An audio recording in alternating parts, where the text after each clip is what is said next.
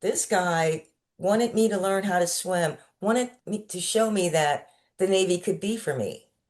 And I took a 9 months at the Y, and I became a class 2 swimmer. I nailed it in boot camp. I can swim. Yeah, I'm a swimmer. But HT1, my recruiter, uh, Petty Officer First Class, he believed in me to be a part of an organization he'd been in without serving a lot with women. But I didn't think of myself as a quota for him because he didn't have to do that. From Battleship, Iowa, this is Scuttlebutt, the official podcast of the National Museum of the Surface Navy in affiliation with the Surface Navy Association's Battleship, Iowa chapter. And our guest in this episode is the incredible Command Master Chief Octavia Harris, our 2024 Gravely Award recipient. Chief Harris served honorably in the U.S. Navy for over 30 years, in a career that spanned the time when women first were allowed roles aboard combatants. She was the first female Command Master Chief on USS Pinckney, DDG-91, a guided missile destroyer. And she's got some stories, but what we really got into were some important lessons on leadership from the Chief's mess. You guys okay if I lead off with something that I'm curious about? Absolutely. Sure. Let's go. So we've got two chiefs on the call. We have, in the Navy, we have chiefs, we have master chiefs, we have senior chiefs, we have command master chiefs. Can you walk us through the difference between all of those, please? Okay, let's start with Chiefs. I always like to start with the Chiefs because, the Navy chief, when they talk about chiefs are the backbone of the Navy. And, when you go, we're the only branch of service that goes from E6 to E7 and actually change uniforms. And there, it's very ceremonial. It's very we have a procedure, training, initiation, how whatever era you were in is what you called it, induction into the Chief Petty Officer's mess. And once you go into the Chief's mess, it's a whole new era for you as a person, and you're leading, you proven that you could be there to be selected to be a Chief Petty Officer. And once you put on those khakis and that hat and that anchor, it stands for more than just whatever you did to get there. You are representing the entire Chief's mess. You are representing the training of sailors, junior officers in your respective departments. And, the phrase ask the chief, that's where it started, right there with the Chief Petty Officer. And so it's a lot of pride that goes into wearing that anchor and wearing that hat. And so that is what I call the corporate knowledge of the ship. No matter where you're at on the ship, you see a chief, you have a question, you can ask that chief. Whether they're in that department or not on the ship, they'll get you the answer. They'll point you in the right direction. But more times than not, I see that chief petty officers will have that answer for that sailor. And It's it's interesting, when back in the day when I went through it was called initiation, yes, and okay. one of the things you do is you carry a thing called a charge book, and you think at first that this is where people are going to charge you with some sort of crime, and really it goes back to when the like during World War II, the only thing that differentiated a chief from by uniform was the hat. And that Mhm. was where the phrase "wear the hat" comes from. You need to wear the hat if you're the chief. And when people were moving from that senior enlisted or into senior enlisted from E6, from first class, they would carry around a book, and other chiefs would charge them with, "You are charged with this duty. You need to understand this principle." And one of the things that really stuck with me is there's an old crusty Master Chief in the middle of the induction ceremony, and he said, someday when you least expect it, when you're tired, you're fed up, you don't want to deal with the BS anymore, you don't care about the ceremony, you're angry at the Navy, it's been a bad day, bad week, bad month, and you just want to go home. Some kid's going to see your rocker or your anchor, and he's going to say, "Hey, Chief." And how you respond in the next 30 seconds will alter that person's course and potentially the course of the entire Navy. And it's interesting because I have my three oldest are wearing the uniform right now. I have a first class and two second classes. And they've experienced that on both sides. They have said, "Hey, Chief," and received an answer that altered their course in a very negative way. And they've also received that corporate knowledge and counseling and sort of mentorship, which is what really the mess should be standing for. So Octavia obviously went farther in her career than I did. I stopped at chief. I have a very quick story, and then I'll let Octavia pick up with the rest of the senior chief and command chief, etc. But I was raised by a W4, and Octavia was What is a W-4? so chief warrant officer, grade 4, at a time when there were not chief warrant officer grade 5s, which they have now. So it was sort of uh, warrant officers are unicorns anyway. They at the time that my dad made it, you had to have been a chief in order to even apply to the warrant program. That's the same So today. that was it. Kind of goes back and forth. Sometimes selection board eligible, sometimes have to have actually put the anchor on, but pretty much it's an enlisted man's soul in an officer's body is what a warrant officer is. And I had been raised by a crusty old W4, and I arrived at boot camp in San Diego and at the ripe age of 17, and I got off of the bus. And this chief just starts lighting into this kid in front of me and just tearing him up. And I opened my mouth, and out loud, out of my mouth came the phrase, "He can't do that. He's just a chief." Now, that guy forgot all about the other recruit, like all about the other recruit, like veins bulging, eyes bugging, just a chief. And I share that story because 23 years later, I retired from the Navy and I was, just a chief. So, Oh, I was going to say you live to tell the story. yeah, but not by much. And that's amazing that you were raised by a chief warrant officer. And okay, I apparently he wanted you to learn your life's lessons when you got Oh, to, indeed. Indeed. That was not his training that caused that. That was just the arrogance and stupidity of youth. but you learn, and so, but to your point, I love the phrase "ask the chief" because a lot of times when you're a E1 through E6, especially when you're wearing the uniform that shows your rating badge, you can see clearly what field that person is in. But once you put on chief and you're wearing your khakis, they don't know what your field is. They don't know what part of the ship you necessarily work in or on wherever they're walking around. Your influence carries across the deck plates. That's why we say deck plate leadership. So a sailor, no matter where they're trying to go to, what lesson they're trying to learn, or what question they have, I always say you can ask any chief because that chief, if they don't know the answer, they will get it for you. That's what good chief petty officers do. And so, we have the chief petty officers mess. And I will tell you a quick story about USS Arleigh Burke class ships. And that when that ship was designed, the Arleigh Burke DDG 150, 51 was designed, they were sitting there looking at the plans. And um, the question was asked, well, where's the chief's mess? Where's the goat locker?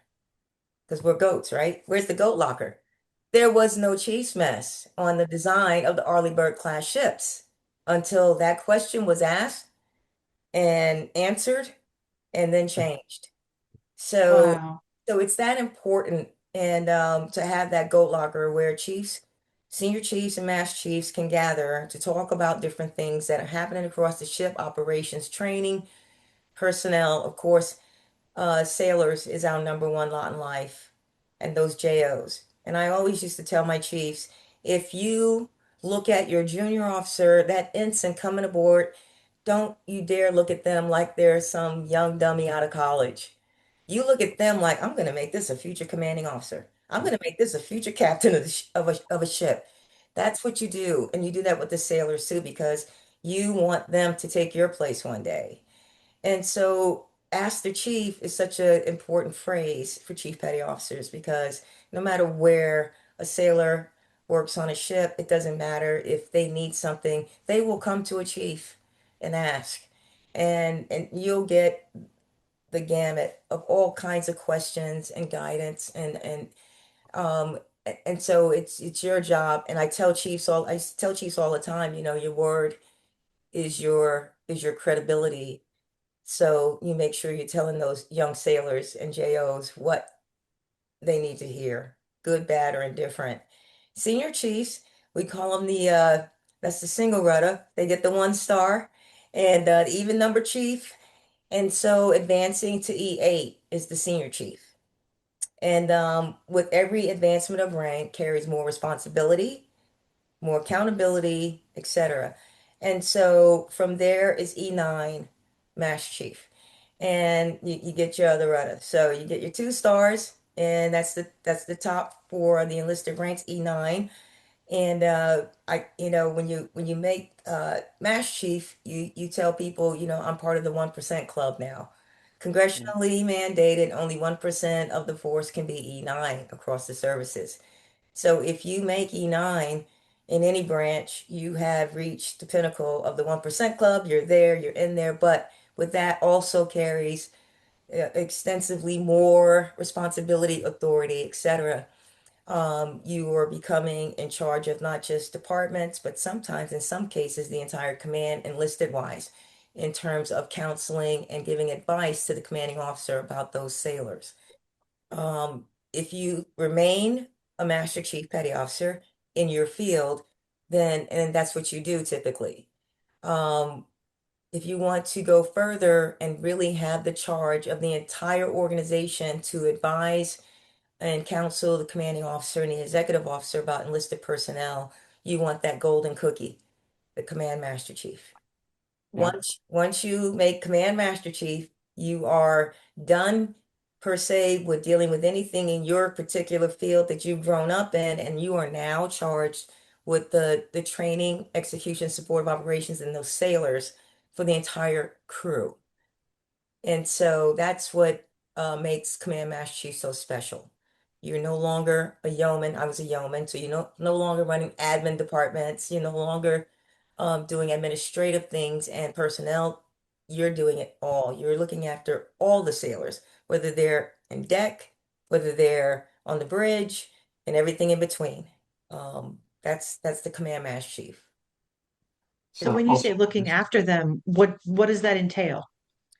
Okay, so did you want to say something, David, before I I said it's also known as a senior enlisted advisor, and Command Master Chief is the permanent designation as a senior enlisted advisor. Smaller commands, I actually wore the little cookie with no stars, but smaller commands can have a senior enlisted advisor, but it's an ancillary duty. You will go back to doing your profession as soon as you change jobs or change commands. But once you get that Command Master Chief designation, you Yeah. remain a senior enlisted advisor wherever you go.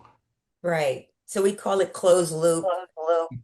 Navy enlisted classification number is 9580.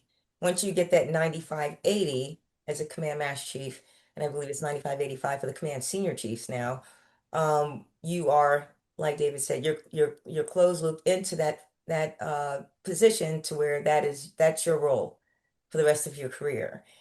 And so in doing that, um, you had asked the question, Marianne, about.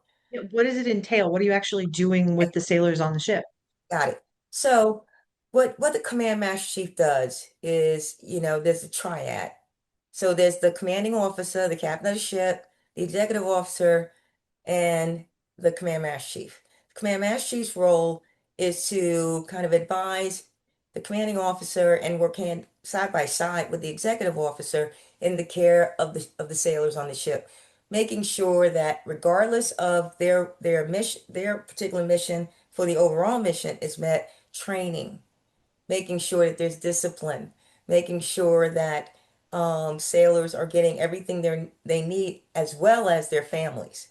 The Command Master Chief has a direct liaison and relationship with the Command Ombudsman, for example. The Command Ombudsman takes care of families for us when we're deploying and even when we're back in port. that is the link between families and the triad and the ship. And so that ombudsman, so basically making sure that sailors have everything they need. And I would tell sailors as Command Master Chief, it is my job to ensure, however needs to happen, that you're trained to do your job.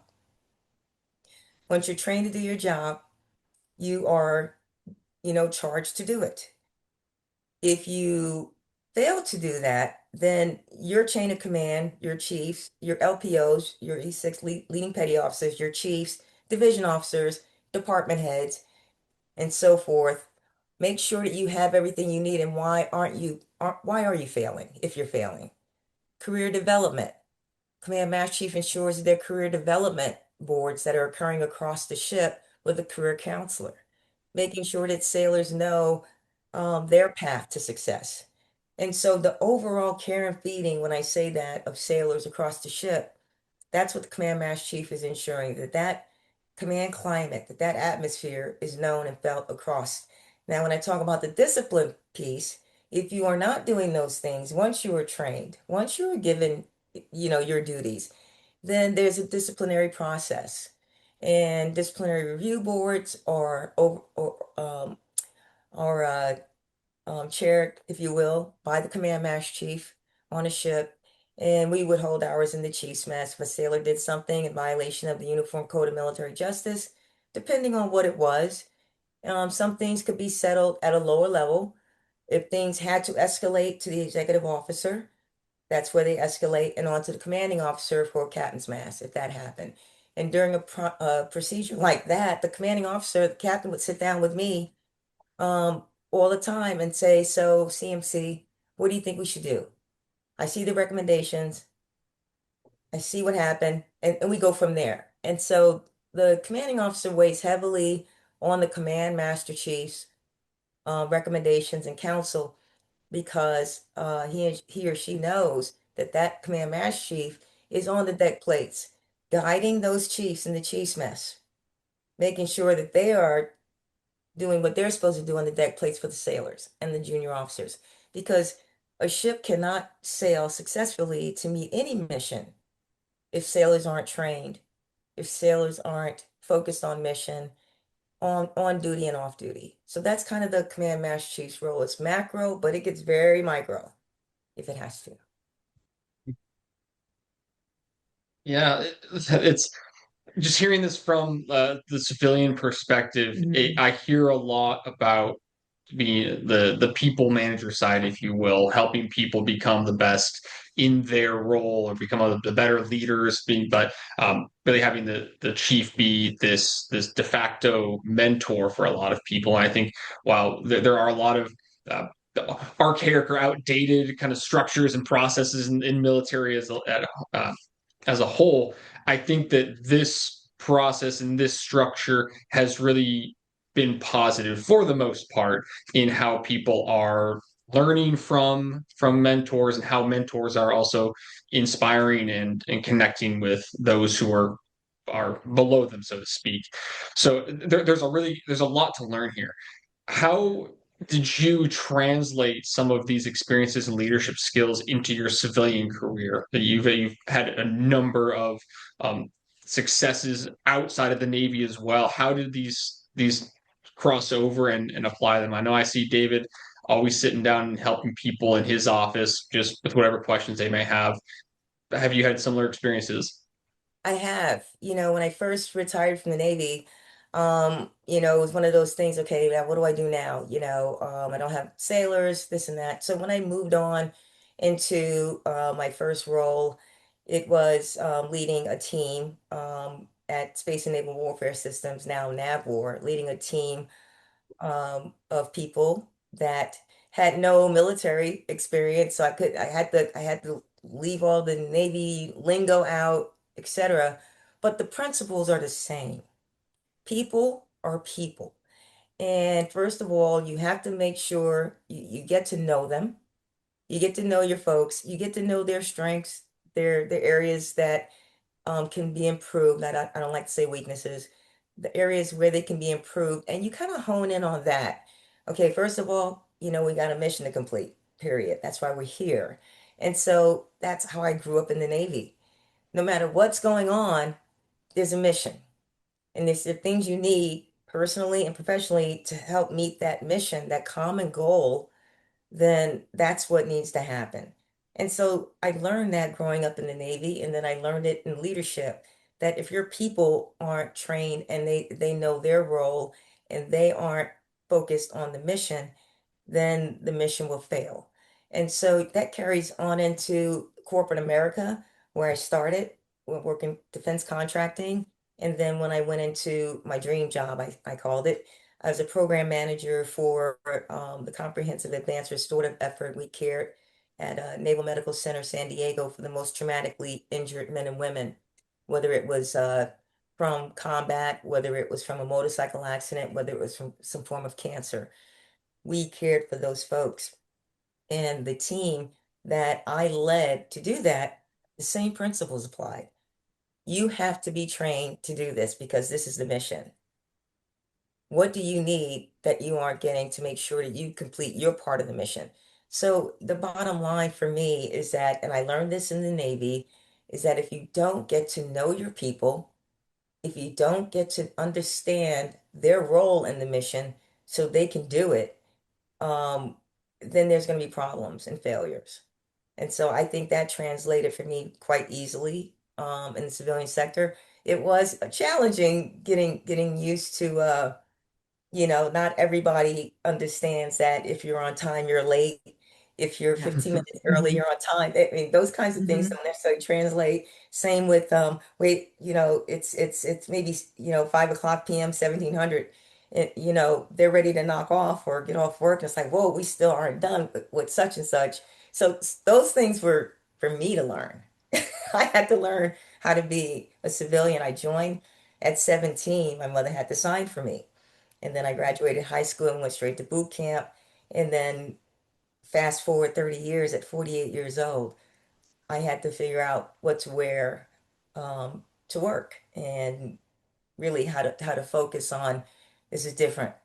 But the basic fundamental, Kyle, to your question is the same. You've got to know your people and care about them and get them to care about the mission.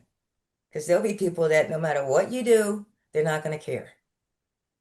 It really is. It's a concept that you learn being a chief. And I stepped way away from the Navy. I did work with Spay War when I was in the reserve just before I retired.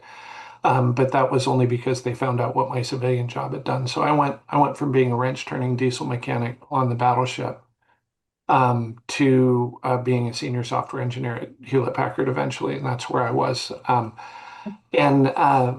when I retired, and it it is interesting because there is no role that is equivalent to the chief petty officer or the command master chief in a civilian organization, particularly a purely civilian organization like HP. But there are principles, and I have a rock that still sits on my desk. It's engraved with the HP logo, and it says, "You succeed by making others successful." And one of the key principles my father taught me, and he taught it to me when I was third class, because I had a first position of leadership, right? Brand new NCO, baby NCO, and I was going to change the world. And my dad sat me down and he said, "Listen, your people don't need you, but you can't do your job without them. They will get paid twice a month with or without you, but you, now that you are in a position of leadership, cannot do your job without them." And it was an early lesson, and it's something that I carried into my civilian career, and I worked at a number of places in Silicon Valley. But Kyle even said it now. You always have time to sit down and talk to somebody, even if they're outside of your chain of command, if they just need a little bit of guidance from leadership, because you succeed by making other people successful. Absolutely. I couldn't agree more. You have to look at, you know, uh, you know, young people coming in to work for you. You have to look at them like, it's really important to get them to care about the mission, but you want to look at them like they're going to be your relief someday. We can't stay in forever. That we need to grow good leaders. And I don't believe leaders are born. I believe leaders are made. And the way that happens is mentorship, guidance, finding that passion in them. some sailors I found that had a passion that had nothing to do with the mission, but you find that passion in them and hone it into a way as best you can to get them to understand that even though you don't want to be here, you don't want to deploy for 9 months, you don't want to work in deck chipping paint. You didn't join for those things. You don't want to be a food service attendant for 90 days, but all three and below, some E4s have to go do it. Um, but you have to get them to understand the bigger picture is that one day you're going to be sitting talking to someone like I'm talking to you, getting them to understand that we are all here as Americans defending freedom. And you've got to get some chill bumps about that. Because when you go back home wearing the uniform and people who have never served will look at you and you'll get it a lot. Thank you for your service. Thank you for what you did. And you're thinking in your mind, I chip paint. I worked in the scullery. No, no, you were part of the bigger picture. And to me, that would resonate some with sailors, and that would help them understand. You're always going to have those that don't make it. And I would tell sailors on the way out the door to the blue line, we called it the blue line. Give me the ID card. Have a nice day. You didn't make it in the military.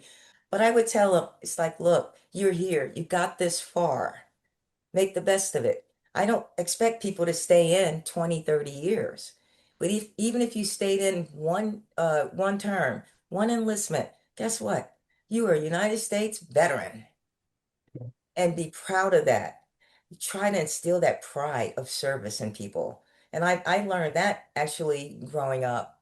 My mother, told me, she goes, I'm going to sign this piece of paper, which is a contract, and you're going once I sign. No changing your mind because we've had our long talk. And she said, when you do something, you do it the best you can, the best way you know how. Ask questions respectfully, and you'll be surprised how far you'll go with just those, simple concepts that she taught me. And I couldn't have been more proud when she signed the paper, and I had a year to change my mind, and I didn't. And because of things that she was saying to me. And so that carried through. Not everybody gets, like David and myself, those life lessons growing up that are instilled. You get some folks, I know back in the day, it was like go to jail or go to the military. There was those. And, but some of them became the greatest leaders. We work with Antoine Fisher right now, and I've had the great privilege of becoming at least a friendly acquaintance, if not a friend of Antoine. And there I call him Fish, but he comes out to the ship on occasion, and he'll tell you, he did not have that mentorship. He did not have that parental guidance. He aged out of foster and got kicked out onto the streets of Chicago, and the Navy became his family. And that's actually very similar to my dad's story. My dad got a gold watch and a letter that said, I got you this far and you're on your own, get out. When he turned 18 and graduated high school, and the Navy became his family. And so, when you step into that senior enlisted advisor role, it can be very challenging because you have people that are legacy, that are gung ho. They've been like my kids. Their family's been in the Navy since Moby Dick was a minnow, right? And there was, they just want to go be perfect sailors. And then you have people that it's like this is literally the last stop for them. And you put the same uniform on them, and you put them in the same role, and you have the same expectations for them. And some people need to be taken down a notch or two, and some people need to be elevated, but ultimately they are stepping up to do that same job. And it's your job as the mentor to bring people up who need to be brought up and to kind of adjust those who need adjustment the other direction as well, gently, but and you don't want to end their career. But at the end of the day, it's the same expectation. And that's one of the things, again, that you see in the military that you don't see a lot of other places is you don't know somebody's background. They're wearing the same uniform as you are. You don't know where they came from. You don't know what they've battled to get there. You don't know whether they had a silver spoon in, somewhere before they arrived or whether they were just picked up off the street. But it causes you to really see the humanity in your workers, because it's not about an educational pedigree. It's about, look, we're all part of the same team. We're going to do the same job. Nobody's better than anybody else, and the expectations are the same. Yeah, you know what I love the most too about serving is that, you know, once we all got together, on the ship and we're getting ready to get underway and, we have a lot of first term sailors on the ship and they just haven't been outside of Nebraska ever, haven't been outside of New York City ever. And then all of a sudden, I'm just using those two states as an example, haven't been out of Alabama, you name it. And then all of a sudden, they're on a ship and they're looking around at races of people, and it's like they've never spent any time with them growing up. You know, um, I've had sailors tell me, "Gosh, I've never I was never around black people growing up." I've had, I've never been around Asians before. I've never been, you fill in the blank. But at the end of the day, coming together in those work centers and learning the skills that they need to learn to get the ship underway and fight the ship if we have to, we become a subculture, if you will, and a family, like David said. You become part of something bigger. And I know this sounds like a cliche, but it's true because you're depending on that person you've never seen before in your life, kind of thing. Never grew up with that group of type people before, if you will. But all of a sudden, that's my shipmate. That's who's going to show me how to do this. This is my best friend. This is so many relationships were were built and flourished serving together because we have to come together at the end of the day.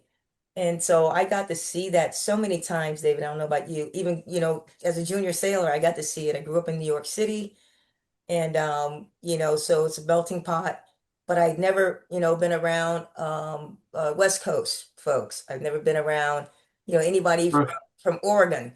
I grew up Yeah, in we're different. California and ended up in Virginia, and Yeah, the see, cultures east to west coast is a very, different. you don't Hmm. think we think, oh, we're all Americans, and we are. It's a very different culture between east and west coast, different prejudices. We've been dancing around that.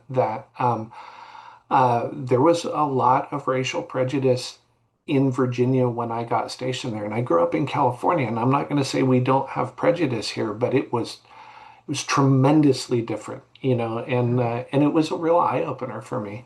My daughter even said that to me, and I won't go too far into it, but she said, "Dad, you taught me that there was no difference between these kinds of people," and I'm like, "Yeah." She goes, "There are people that don't believe that." I'm like, "Okay, would you rather me have taught you differently?"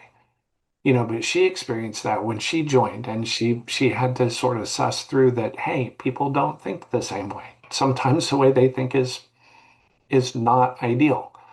And so you meet all kinds of people, but that does prepare you when you go back into the civilian workforce. Uh, you know, um, I'll take it a slightly different direction. I had somebody relay a story to me just a couple weeks ago. And I worked with this guy at Sprint 30 years ago when I was just coming off of the Battleship. Mhm. And as you guys know, we went through the whole April 19th accident on the Battleship, and we had this massive data center incident, outage, lost data, everything was terrible. Everybody was running around with their hair on fire. And he looked at me then and he said, "Why are you so calm?" And I'm like, "Nobody dies. It's fine. Nobody dies. This is not a crisis. The bar of crisis has been moved, right?" He told me a story 30 years later, like just a couple weeks ago. They had where he was working a massive data center outage and everybody was running around with their hair on fire and he was pretty calmly working the problem. And somebody asked him, what's wrong with you? He said, "Let me tell you a story about a guy I used to work with. Nobody dies." And you don't realize that you have those kinds of impacts in by simply being that mentor, by simply stepping up and doing what you did the whole time you wore the uniform. There's a lot. that I think, people like to dog the military and they like to say that it's arcane. And there are some things there that are. I'm the first one to tell you the Navy, 250 years of tradition unhampered by progress. But there is progress. And, you know, there's a lot that could be taken into the civilian world that people could learn from in terms of that mentorship and that melting pot and that teamwork and becoming one team first. That I have not seen outside of wearing the uniform. Yeah, And I I think just, I'm agree. sorry to let me cut you No, off. no, go ahead. I was just in, especially in today's day and age, where you have the the next generation who was facing disconnection, whether it was through COVID or otherwise, and you have this ability to access any person, any piece of information, anytime you ever want in the palm of your hand. Everything is immediate. You can find this immediate satisfaction and even artificial connection to something Yeah, that is just not the same. And it's really important to have the people leaders that the next generation is looking up to, as well as just access to something larger than themselves to feel connected to help them see this long-term vision. You can have this information that you find immediately, and it after you pursue that train of thought for so long, you start to lose sight of the long term. Seeking these immediate satisfactions sort of jades the viewpoint of somebody who is thinking, well, this isn't going to matter 30 years from now. It's difficult to have somebody see the long term path that they are on and not get thrown off because of something they have access to or don't have access to. So just this entire conversation is a great reminder into yeah, the your your single response to somebody matters. Your leadership role, while you may not see it as that with yourself, that it matters to somebody else. And it's important to carry that through in the civilian world, in the military, etc., because I think that that's really a lost art, if you will. yeah, I agree. It goes back to, trying to find that belly button inside of someone to what motivates them to do what they're doing, right? Because you're right. A lot of people were thinking, I thought it, like this isn't going to matter. I never thought when I joined the Navy, I was going to stay in for 30 years. No, never thought at the 10-year mark, I wasn't sure I was staying till 20.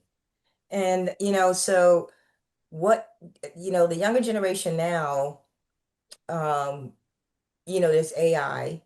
There's a lot of people join for different reasons than when I joined, I had excuse me, varying degrees of reasons why I joined. And believe it or not, one of them was patriotism. I wanted to do something to serve my country. My uncle was in Vietnam, and though I had no stories to tell because he refused to talk about any of them, I admired what he did. He lied about his age and he got in. But it was apparently not a great experience for him. But just the sacrifice to go be somewhere, to do something that resonates back home that, hey, I'm serving my country.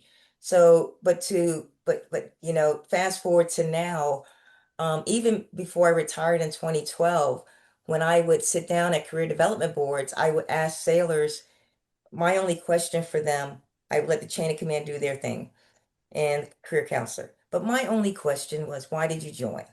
I was curious. And, you know, I got college. I got, answers from, I needed money for school. I needed something to do. My parents said, do this or you're out. So very, very few, honestly, and not that I'm giving up on the younger generation, but very few said patriotism. I just want to serve my country. But I did get this one sailor that did. And he was 19 years old. He was married. He had a young baby. And he said, I want to serve my country and make my family proud and give my son something to look up to. This was a 19-year-old in 2010, something like that. And to hear something like that, just finding, and it's like, wow, he's going to be easy to mentor. He wants to be here. But Yeah. finding those leaders and mentors for people across the country coming together and finding out how do we motivate, how do we mentor. Um, those things are, can be challenging, but that's to me, part of serving. It's like I love the challenge, and I looked forward to the next duty station. I never lived one place more than 3 years until I retired. And it's like, it's driving me crazy because I loved it. I love doing that. And I'll tell one quick sea story, but did that kind of align with what you're talking about, Kyle? So, my sea story is, when I first 1994, when the combat exclusion law was lifted, and I stepped on board USS Nimitz. And I was there was already, uh, I think, 5 chiefs and 10 officers, females, on board. I was first class, and there were 20 of us. And so, step on board, and I was excited. I wanted to do this. I said, yes. I told my detailer who assigns us to different duty stations, I want to go to a ship. I want to go to a ship. I want to go to a combat ship. So I got Nimitz out of Bremerton, Washington. Never been to the Seattle area. Beautiful, beautiful state. Rained a lot. But, so I get up there, and there I go on the ship. And we were not as welcomed as I'd hoped. And it's not like women hadn't gone on ships before. We were serving on subtenders with men, but we weren't fully integrated ship's company or anything with the combatants. So there was a lot of pushback for us being there. There was a lot of, you're not going to make it. Women don't know what to do. Women don't shouldn't be here. You guys are supposed to be bringing us coffee and working on shore duty, blah blah blah. So my C story is that how, as a first class petty officer, my first this is not my first sea tour, but my first combatant ship's company tour. And I was told, you're in charge of the berthing for these women. Get them down there, get them assigned racks, beds, and, you know, get them to their respective divisions. And I'm looking at these women. I was the only first class. The rest were E5 and below. And so I had to turn and look at them after we were talked to like crap. Here I am, a first class, and some second class uh petty officer on the ship whose ship's company is coming up there talking to me like that. I have to turn around and look at those women and convince them that yeah, we do belong here. Talk about mentoring 101 off the bat. And I did. I say, you know what? Everybody have their orders in hand. I got mine. We were ordered to be here by the United States Navy, Chief of Naval Operations, Chief of Naval Personnel. We're staying. Let's go berthing. And, you know, there were some women who that night were crying and like, I don't want to be here. I went to my shop, my division, and I was treated like crap. I said, look, don't give anyone the satisfaction that you don't belong here. You have a skill set that that department needs to get the ship underway, and that's why we're here. So finding that motivation, when I went to my rack, I put my face in the pillow and screamed, what am I doing here myself? But you have to find, as a leader, no matter what you're going through, you still have to find a way to motivate those around you. And, from 1994 to present day, we're across all platforms, including submarines, etc. And guess what? No ship sank because women were aboard. So it was one of those things, learning experience, and how do you get people motivated to want to do what you need them to do, but then to find that passion inside of them. And I'm sorry, that was a long sea story, but I thought an important one for what we're talking about. Yeah, It is. Yeah, yeah, so. Absolutely. absolutely. And I made chief on Nimitz. So I was initiated. Yeah. Nice. Woo! It was brutal, but fun and great. Best day of my Paid off. life.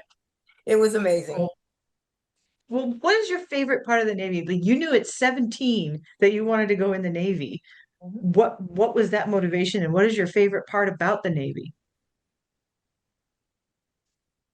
Well, you know, I have three older brothers, and they all joined the Air Force. Ah. So I wanted to do something different. Hmm. And, I took the ASVAB and I just didn't know what I wanted to do. I just know nothing against our Army brothers and sisters. I didn't want to go to the Army. I wasn't, it's, I don't want to do the Army. And my brothers kept saying, come on, you need to be in the Air Force. Keep the family tradition going here. Had a brother in the National Guard and then two brothers who did only 4 years each. So I said, I don't know, I want to do something different. And so out of the blue, a Navy recruiter called me and said, your ASVAB score looks pretty good. You ever thought about the Navy? And I said, well, not really. I'll be honest with you, I don't know how to swim. And I'm afraid that, uh, I don't know how to swim. Inner city, nothing against inner city, New York City kids, but there wasn't a lot of opportunities to go hang out at the pool or whatever. Those weren't the kind of programs that I was involved with growing up. It just wasn't in my path as a kid. And so he said, well, one of the things I will tell you is that you can always learn how to swim. And I said, okay, do you have any ideas?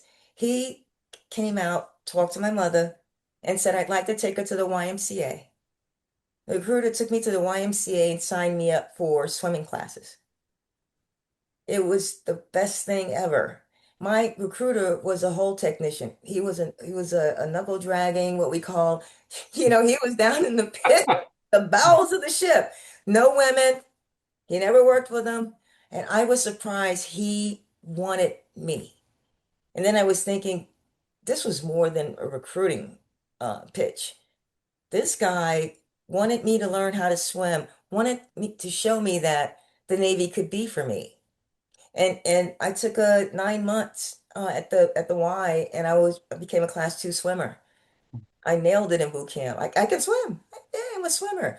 But HT1, my recruiter, uh, Petty Officer First Class, he believed in me to be a part of an organization he'd been in without serving a lot with women. But I didn't think of myself as a quota for him because he didn't have to do that. Yeah. And so that made me start liking the Navy more and more and more. And the more I learned about the Navy, I got really motivated and pumped up and I wanted to be in the Navy. So that's what got me in. That did it. And then in the process I learned how to be a good swimmer. So that's what got me in as far as motivating me to do it. And my brothers, no Air Force. Ah. Did you ever get to do any really cool swim calls like at the equator or anything? Down near Seychelles. So we were on Ooh. my last deployment. Funny that you asked that. USS Pinckney.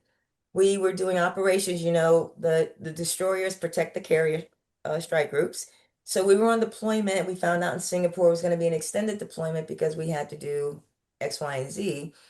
And so there were two strike groups out, Nimitz and I want to say maybe TR. I can't remember. But anyway, we were protecting Nimitz, and then we were told we were going to break off and go a little bit south up the Horn of Africa and anti-pirate ops. So we were doing anti-pirate ops for a while, and we found out in Singapore on the way out that we were going to be extended from a 6 month to a 9 month deployment, maybe a year, because of everything, other things that were heating up in Yemen, etc. So that was the struggle. As a command master chief, you have to, keep the mess motivated. You have to keep everybody, that's your job is to make sure everybody's on point. And so we break off, we go down the Horn of Africa, we get some anti-pirate ops. We had one operation that was pretty rough for us. Pirates took over a flag Taiwanese ship, and we had to go through the rules of engagement, including a lot of processes before we could go and try to save those people. Wow. We weren't able to because of rules of engagement, and Taiwan didn't want us to, kind of thing. So that busted the morale. When you're on a destroyer, every sailor that's assigned to a department on that destroyer is learning how to fight the ship.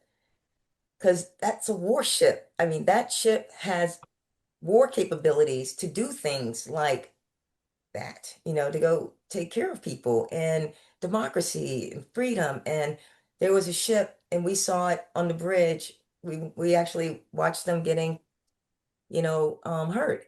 And so anyway, at the end of the day, that particular event really bummed my sailors out, especially my fire control techs. They were really bummed out. We had the big 5-inch gun, we had everybody manned, we were ready. So we weren't able to do anything about it.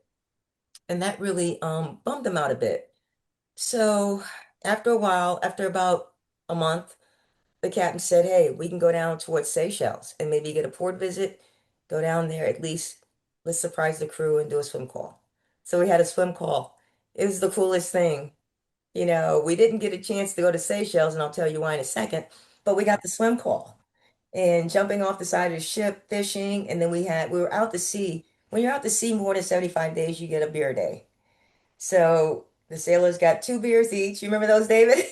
Oh yeah, we had one on Iowa so, when I was on there. Still Beach picnic where It was it was 90 days for us. We had to go 90 days before we got our beer. But yeah, absolutely. 75 days. So we had Still Beach picnic, barbecued on the deck, and swim call. It was wonderful. And it was I want to say it was mid-December. And so we were planning on the captain was trying to get us a port visit in Seychelles. And so we were going to have a port visit for Christmas. And we got the call 2 days before Christmas. We had to turn around and go up. We had to rendezvous with Chosin, USS Chosin, the cruiser, and we had to do what DDGs do. And we had operations Christmas Eve into Yemen, and we took care of business. And I know that sounds like, wow, that was better than Seychelles. Absolutely. For sailors trained to do what we're supposed to do to protect democracy and keep the world free. That meant more to them than that port visit. But we got that swim call in to answer your question. And that's what kind of motivated me originally to join the Navy. And then after, my mother and speaking with her and the things that she told me, she agreed to sign for me at 17. So that recruiter was really, very instrumental in me joining the Navy. I was going to give in to my brothers, I think, eventually and try the Air Force, but I'm glad I didn't. That's amazing. Uh, I don't know if anybody else has. I got one more I want to ask, and then we end with two questions that I'll get to. But we were talking the other day in our after party podcast about Captain's Mast, and we all are civilians. We kind. Oh no, we're not. Mike's Army, but Yeah. so Army doesn't know either. Um, we would like to know from you guys in the Navy what Captain's Mast into. We know it's a punishment. We know it's a bad thing, but can you explain Captain's Mast for us? So I'm going to jump in and just give you a little bit of translation for Mike. It's also called an Article 19. So Mike would 15. know it We'll as an let him know. Article 19 Is it 15 for Army? or Article 15. Yeah, Yeah. Yeah, Article 15. Sorry, it's non-judicial punishment. yep. So, and I'll let Octavia take it from there. Oh, come on, David. I know you know, but Well, so so it's Captain's Mast. It is article. It is, you're right, 15. I've been out long enough that I've forgotten that, which is good. But Article 15, non-judicial punishment, or what the Navy calls Captain's Mast, is when you have violated the UCMJ, and rather than going through something like a court martial, you are given non-judicial, aka non-court proceeding punishment. So on Iowa, when I was a very young sailor on Iowa in the late 80s, and Captain Sequist was at the helm, it didn't matter what you went up to mast for. You got a almost turn the crank punishment. It was 45 days restriction, 45 days extra duty, forfeiture of $350 times 2 months, and reduction in grade. And if you were really, really good, he would suspend the reduction in grade. So reduction in grade is also called being busted. So if you go up a second class, you come back a third class. If you go up a third class, you come back a fireman in my case. So But I mean, it was 45 and 45, 350 for two reduction in grade. Um, your option is, if you don't want to accept the non-judicial punishment, is to request a court martial. And a court martial is a formal court proceeding, and you can go to jail. Yeah. Technically, I Oh, guess you yeah. can be executed depending on what goes on in the court martial. But typically, captain's mast is, it's some restriction, meaning you're going into a Liberty port and you can't go on Liberty because you're on restriction, or if you're in your home port, you're staying on the ship because you're on restriction. Um, Usually some extra duty, which means that when everybody else goes home at 16:30, you are staying till 18:30 doing, something that will educate you, often, cleaning bilges, polishing brass, doing some sort of what's called EMI, extra military instruction. And then you give up some money, and often you will give up a stripe. Yeah, like David said, depending on the severity of what you've done. And if you, some things, some commanding officers have, um, because it's non-judicial punishment and it's their purview to do so, some commanding officers, depending on what the offense is, will say, I want them up here, no matter what, because there's a process. You go through the disciplinary review board, which is the chief's mess, and you go through that. And sometimes, depending on what's happened and what the offense is, it could stop right there with some minimal punishments, etc., a warning, etc. From that, if it doesn't stop there, then the executive officer, XOI is what we call it, executive officer investigation, it goes to the XO. XO and I, or XO and the senior enlisted leader, command master chief, will sit and discuss it with the chain of command and then maybe come up with some options. And it could stop there. If it doesn't, then it goes to captain's mast and it goes to the captain. And the captain has the final disposition on it. Again, like David said, if you refuse captain's mast and want a court martial, that's your right to do. And then that's a whole different thing. But the one thing I want to say is that some commanding officers, and I've had two that do the two different things that I had a lot of respect for. One commanding officer said DUIs automatically come to me, period. And no tolerance for DUIs. Uh, Domestic abuse, if it's gone through the process, family advocacy, NCIS, police, whatever, and it's proven, come to me. There were certain things that my commanding officer said, I want this coming straight up here because I want to send a message. Because trust me, not only do all the sailors know that you're going to captain's mast, the results are published in the plan of the day. So they know what Often, often across the entire Navy. yeah. You So they know know. what So there were certain things that that commanding officer did that said, I want it coming straight to me. I'm sending a strong message to the crew. I am not tolerating this on my ship. The other thing that I had a commanding officer do that I had a lot of respect for, because when you think about the military, soldiers, sailors, airmen, Marines, guardians, coast guards, whatever, if they're married, they're just not serving. That family is serving. If they have children, that the Navy family is how we would put it. That's why I told you the command master chief and the ombudsman have such a close relationship, and it's important to have that relationship. But the one thing I had a commanding officer do that struck me at first, like, wow, but then I said, you know what? I agree with this. If you went to captain's mast and you were married and he was going to forfeit your pay, he would have you, even if we were at sea, get a sat phone, whatever, he would have you call home and tell your spouse why there was going to be less money coming in. That Wow. was Wow. impactful.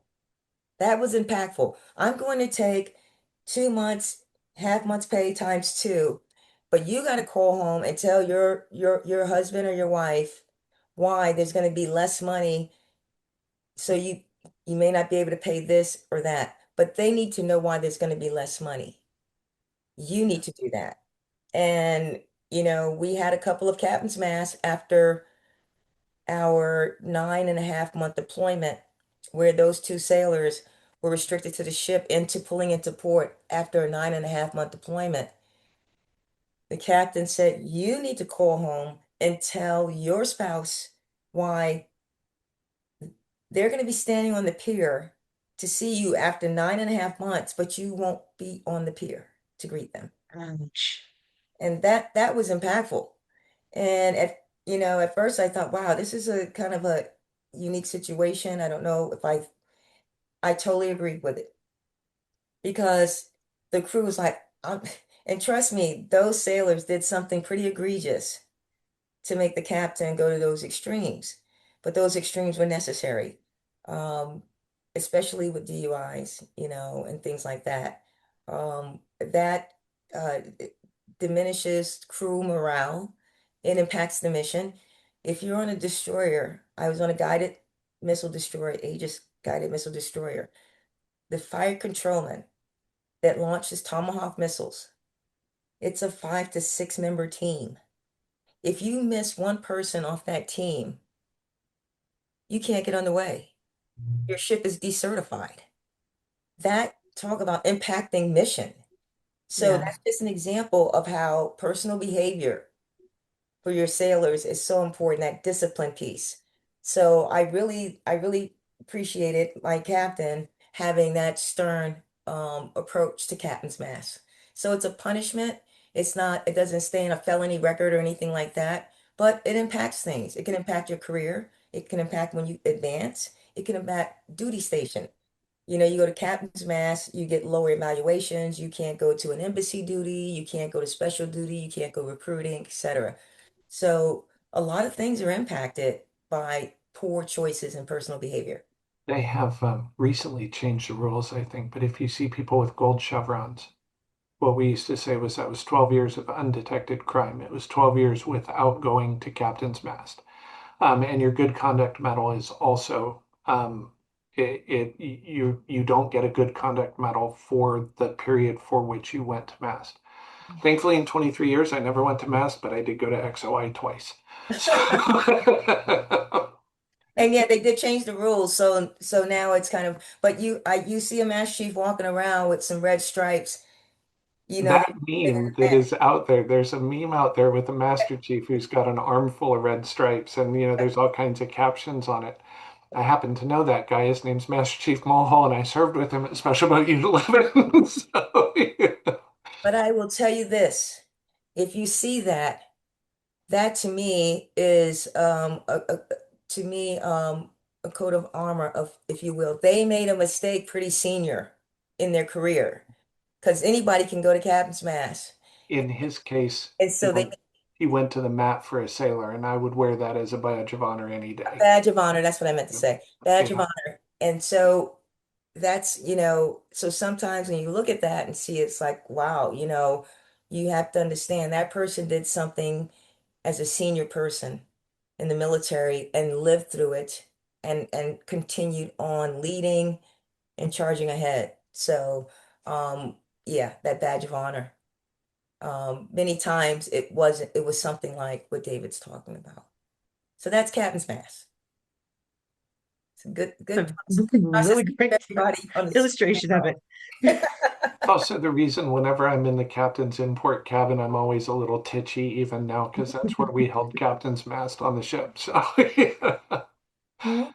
We would do it in different places depending on the situation.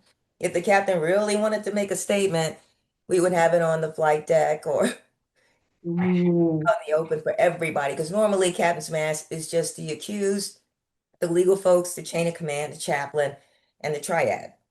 But if he or she wanted to make a huge impact right away, they would hold it in open captain's mast. Yikes.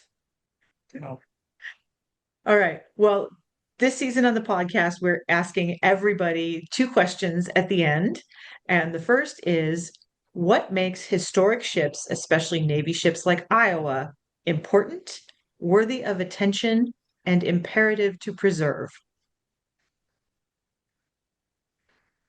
I will tell you, when I look at Navy ships like the Iowa, the Midway, it reminds us of the fight that had to happen to preserve the freedom of today.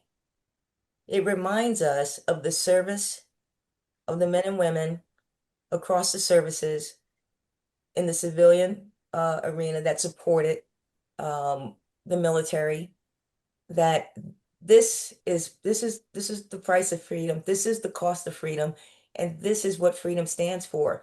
And it to me, it reminds us and shows, especially younger generations, when you walk on board a ship like the Iowa and think about the men that were on that ship and what they went through, those battles. That's freedom. That has to be preserved. That has to be a reminder of the kind of nation we are and what we do. Um, and that's why it's important. If we didn't have the Iowa, we didn't have the Midway, um, what's the one in Hawaii? I keep forgetting. Missouri. Missouri. Thank you, the Missouri. Yeah, All together. Yeah. I mean, I go on and on, but I want to speak about the Iowa. When you talk about her history, and I know David's going to jump on that one. You talk about her history and what she did, and the crew that fought her, and brought her back home, and she's restored, and for all to see. It's not just, hey, let's look at that gray thing over there. It's a museum. It's kind of cool.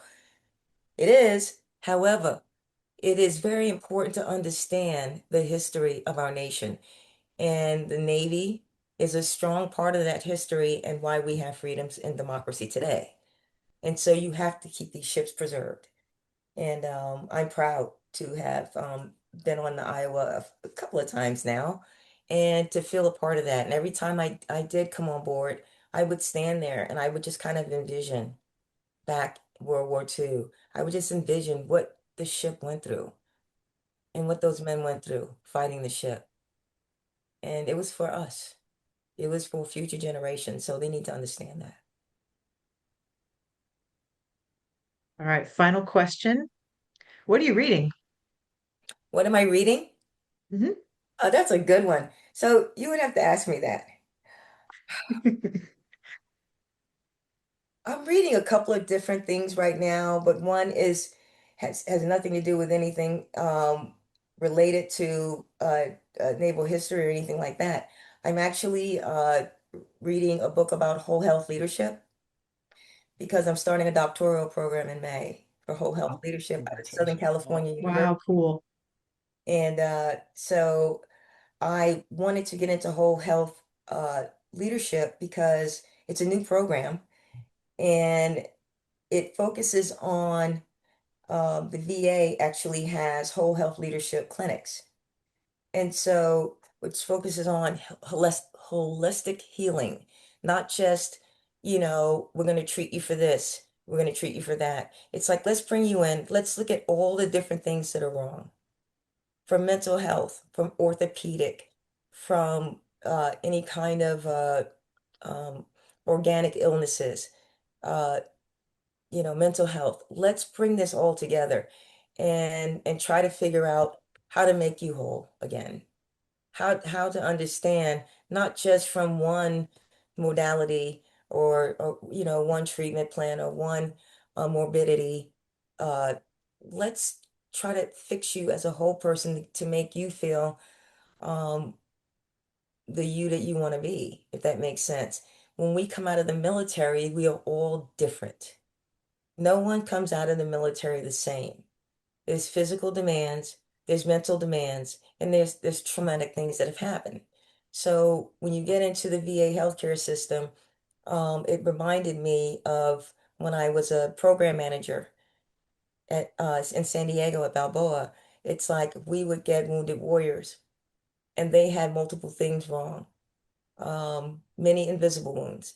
And so those kinds of things need to be treated a certain way to make that person feel whole again, as whole as they can be, because we're never the same. And so this program led me to start looking at holistic modalities and different types of things for whole health. And so I'm starting that program in May. And so those are the kinds of books I'm reading right now. That's And cool. I like that a lot. thank you. Thank you. So what are you guys reading? Oh, Oh, Oh, we're out there of you go. time. Sorry, David. Yeah. What are you reading? he's cheating. He's trying to not answer the question.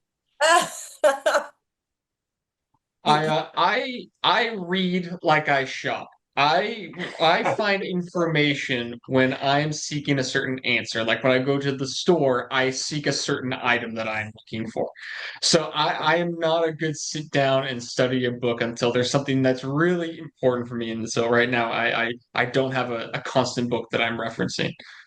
But you know Yeah, what? That I'm always reading like two or three things at a time. So right now I'm reading a book called Ghosts of Honolulu, and it's about Japanese spies right before Pearl Harbor, which is super interesting. And I've got one that I'm doing about Roman aqueducts because I'm like obsessed with ancient Rome. And I just finished another Louis L'Amour novel. I just inherited my uncle's entire collection of them and I love them. I never knew I would like Westerns, but they're awesome. So that's what I'm reading. Yeah, oh, I appreciate you talking about Louis L'Amour because everybody's like, "Oh, I'm reading this great history book," and I'm like, "Cool." I just finished Into Darkness, which is about diving in Pearl Harbor, which is a pretty cool Oh, history wow. book. But diving on the wrecks, like in the right after Pearl Harbor. But honestly, I'm in the middle of Brandon Sanderson's Wind and Truth right now because it's a pretty epic book, and on the side, I'm reading something called Mastermind: How to Think Like Sherlock Holmes. oh, that's cool. That's fun. And, whatever you read, you're moving your mind, right? And Yeah. so, Kyle, to Exactly. your point, I'm a little bit like that too. It's like when I was a command master chief, I always, focused a lot on my reading list. It was all, the Lincoln book is my favorite. He's one of my favorite presidents. And so I read a lot of Lincoln and things like that. So I had a lot of, not required reading. There's required reading throughout, the military for this and that. But there are books that you want to read and grab onto. And so but nowadays, after retiring, it's like it's gotta capture my interest pretty good. And right now, if you look behind me, I have a little bit of everything back there, but most of my books back there are health related because I wanna crack that nut into how to make people feel whole, especially people who have served our country. That's in my DNA to support that population. And not that I don't care about others, but it's something about my fellow brothers and sisters who have served this country um, that carry a special place for me. Very cool. Well, that's an amazing place to end this. Thank you so much for being with us, and we'd love to have you on again sometime because it's absolutely wonderful to talk to you and be inspired by you. Thank you all so much. This was amazing. I love this. I feel like we could sit and talk all day, but yeah. Yeah, right? Exactly. So Well, we'll so do it again. Yeah. thank you so much. Thank you. Thanks. You guys Okay, take care. Bye. Bye you bye. too. Thanks, everybody. Bye.